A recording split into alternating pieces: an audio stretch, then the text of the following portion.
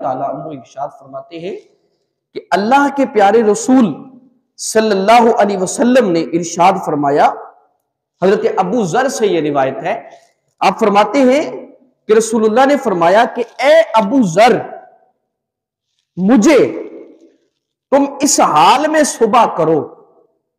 تم اس حالت میں تمہاری صبح ہو کہ تم رات بھر جاگ کر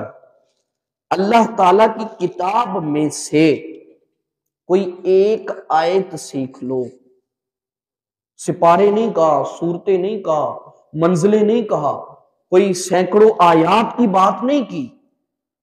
فرمایا اے ابو ذر، تمہاری صبح اس حال میں ہو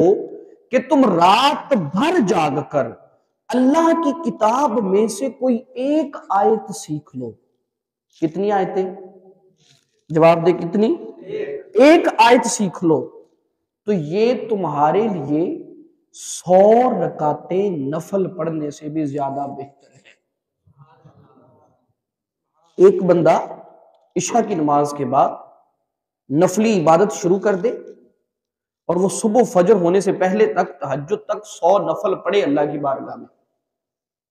عشاء کے بعد سے لے کر کے فجر تک وہ 100 نفل اللہ کی بارگاہ میں ادا کرے،